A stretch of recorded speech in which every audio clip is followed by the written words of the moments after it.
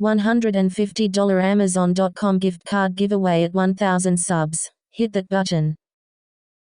What's the most fitting case of vigilante justice you've ever heard of?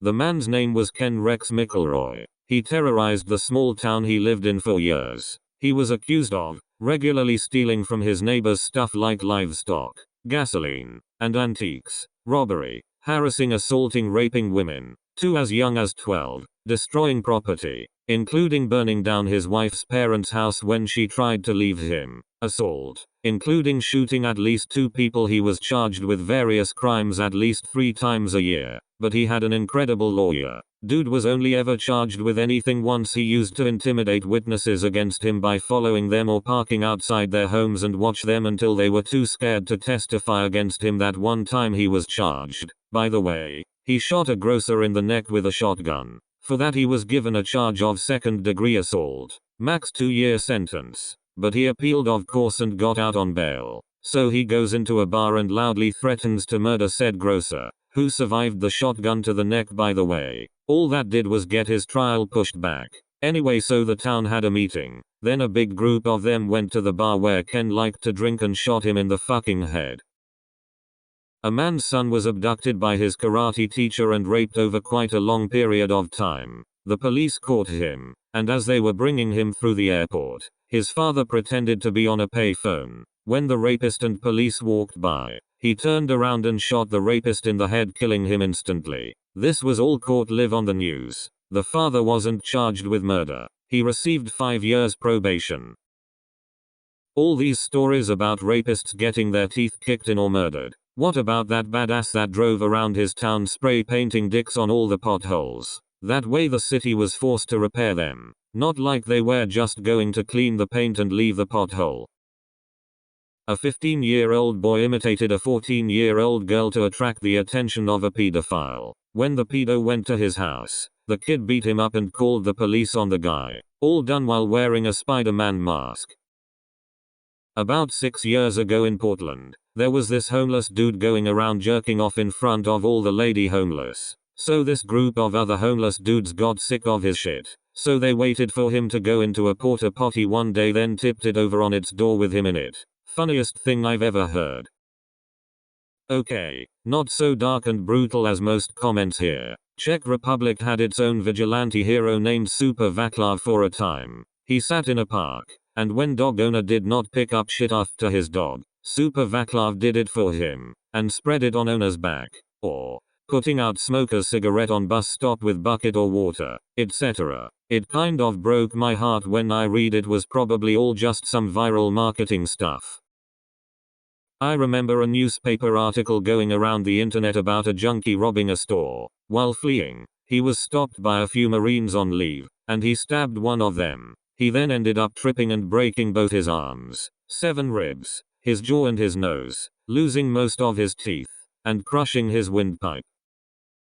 I used to work with a former Marine who was still on paper for killing a dude outside of a bar and almost killing 2 others. They jumped him when he left the bar, and one of them stabbed him. He either took the knife away from the guy, or pulled out a knife of his own, and opened the first guy's throat. That by itself would have probably been fine, but when he turned around and stabbed the second guy, the second and third guy both tried to book it and he ran them down and almost killed them both, which is obviously super illegal, if memory serves, which is a big if. He got off lighter than he could have, but still got at least 1 felony charge. My first job was at a tire shop, and I worked with this older guy named Doug. He was around 60 yo, the nicest guy I've ever met. One day at work, a guy and his girl got into a heated argument in our parking lot, and the guy slammed her up against his car. Doug and I saw it, and Doug just looks at me, with a tire iron in his hand, and goes 1 sec.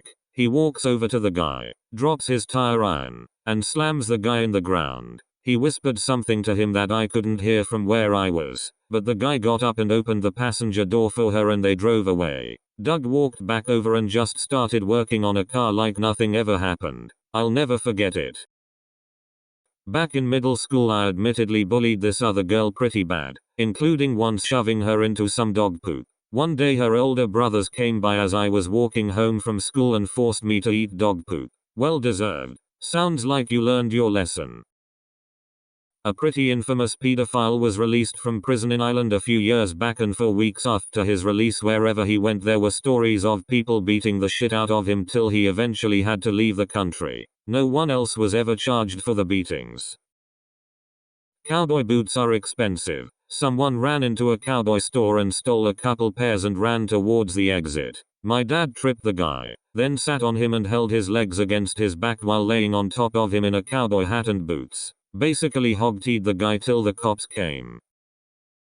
Ellie Nessler shot the rapist of her son and 3 other boys. She shot him in the head right in court in 1993. She got breast cancer in prison and was released to die. If you want to check someone who should have been shot in the head, Google Polly Klaas. The guy who strangled this 12-year-old has been in prison for decades, all on taxpayer money. Completely accidentally, I woke up to the sound of a table being knocked over in the living room. I figured that it was my cat and went out in my boxers to yell at him. There was a dude standing wide-eyed in my living room. My roommate used to have tons of parties. If dude had sat down, I would have thought that he was a guest who slept on the couch. But he bolted out the door. I chased. His mistake was running into the back parking lot, because there's nowhere to go from there. I caught him and a fist fight ensued. He was almost passive, only trying to block until I grabbed the wad of cash from his hand. Then, he started punching back.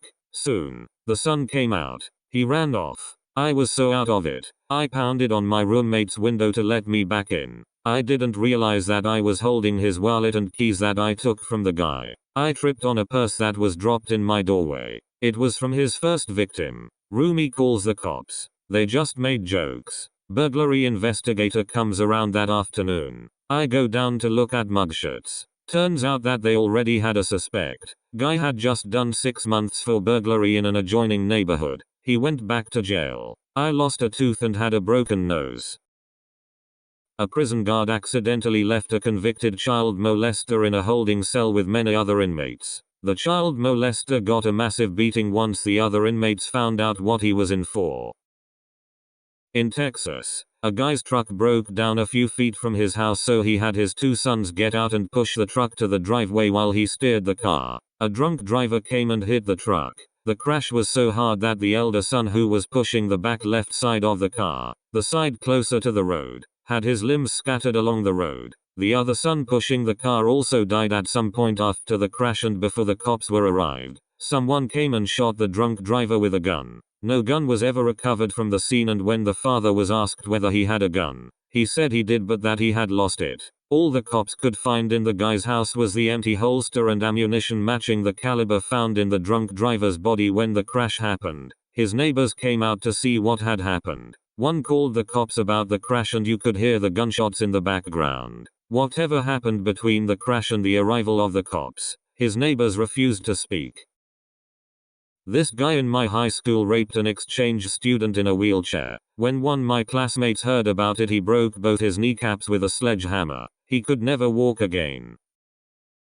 $150 Amazon.com gift card giveaway at 1,000 subs. Hit that button.